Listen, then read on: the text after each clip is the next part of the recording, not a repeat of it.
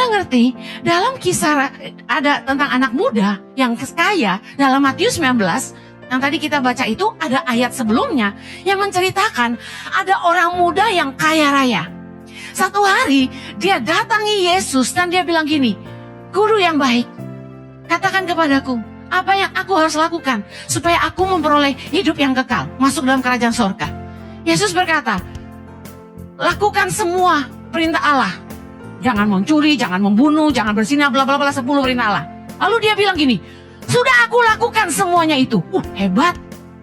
Ada di sini yang sudah sukses lakukan 10 perintah Allah, angkat tangan. Jemaat online mungkin ada yang sudah melakukan 10 perintah Allah tanpa gagal, angkat tangan. Gak ada yang angkat tangan. Orang ini hebat gak menurut Anda? "Saya sudah lakukan semuanya itu." Dengan mantap dia bilang itu ke Yesus. Dia pikir pasti diterima. Lalu Yesus bilang gini, "Oke." Ayat 21. Matius 19 di situ nggak ada ya, karena saya bacain sendiri. Kata Yesus kepadanya, "Jikalau engkau hendak sempurna, pergilah, juallah segala milikmu, dan berikanlah itu kepada orang-orang miskin. Maka engkau akan beroleh harta di sorga.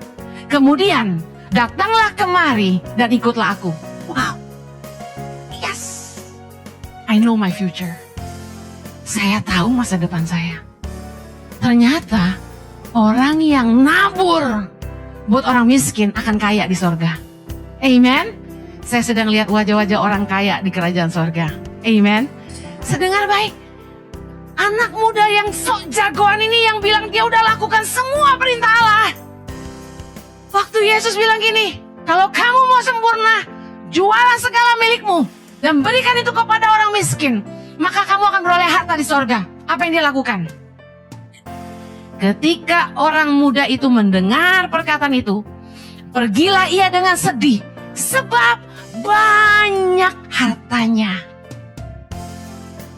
Ketaatan itu nggak bisa melakukan yang satu, tapi tidak melakukan yang lain. Yang berarti katakan amin. Ketaatan itu nggak bisa sebagian. Kita hanya melakukan yang kita suka, yang kita bisa terima. Khotbah yang kita bisa terima aja, yang kita nggak bisa terima, nanti dulu, nggak gitu. Ketaatan nggak bisa separuh-separuh.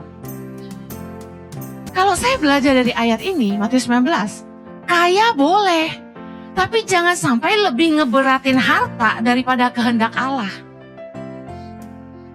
Orang kaya jangan takut gak masuk surga, terus bilang gini, "Ya udah deh, gue nggak mau kaya lagi." Enggak gitu. Dengar baik, saya nggak lagi nakut-nakutin orang kaya pagi ini, tapi saya mau bilang gini, Tuhan harus nomor 1 di hatimu, bukan hartamu. Kalau Tuhan bilang gini, kasih, nurut aja. Karena semua yang kita punya, semua dari Dia. Semua untuk Dia, semua bagi Dia. Amen. Kalau harta tuh nggak jadi Tuhan dalam hidup kita, kita nggak usah takut jadi orang kaya.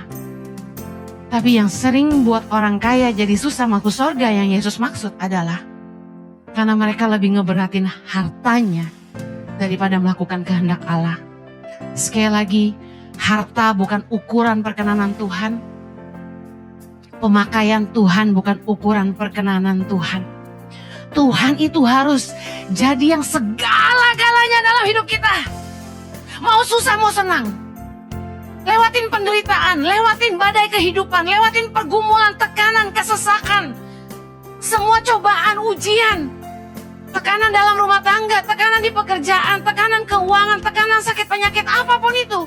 Kalau kita bilang ini, Tuhan, selain Engkau nggak ada yang lain yang kuingini di bumi. Saya mau baca satu ayat yang indah banget. Amsal 30 ayat 8. Jauhkanlah daripadaku kecurangan dan kebohongan. Jangan berikan kepadaku kemiskinan atau kekayaan. Biarkanlah aku menikmati makanan yang menjadi bagianku. Supaya kalau aku kenyang, aku tidak menyangkalmu dan berkata, "Siapa Tuhan itu?"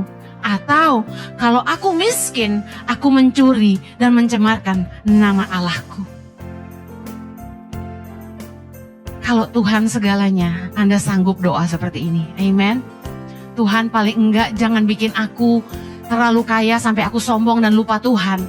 Jangan bikin aku terlalu miskin sampai aku mempermalukan nama Tuhan.